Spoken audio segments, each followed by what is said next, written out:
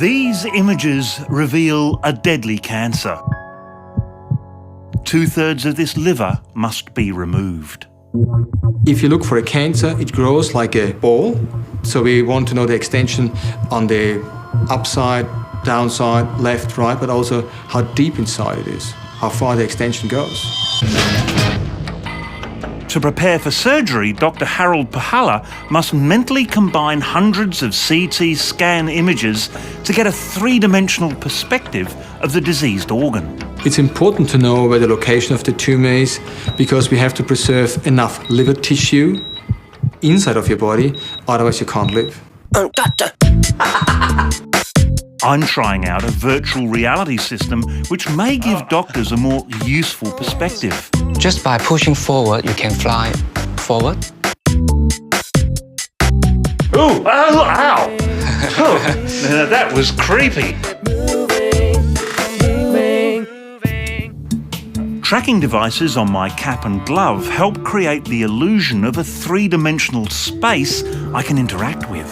The virtual scene will be updated based on your real eye position. That's why we need a sensor on top of the head.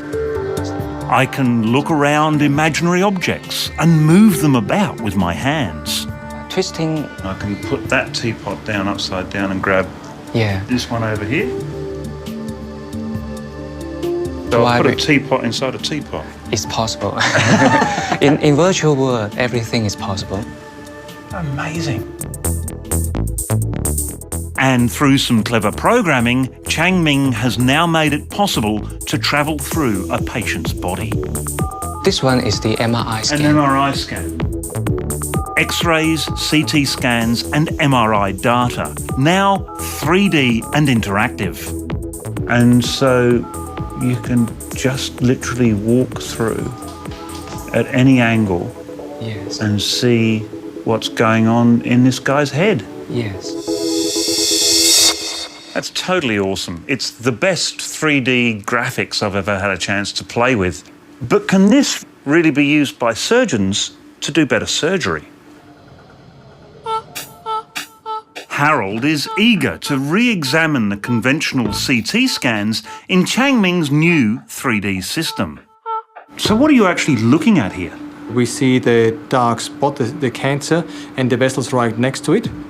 I see that I can rotate it around very easily. The depth in there is quite surprising, isn't it? As well as looking at the tumour from all angles, Harold can slice through the image at various points. Now I have a cross-section through the major cancer lesion in her liver. And you can see it's very close to vessels. These are the bright structures there. It's very close.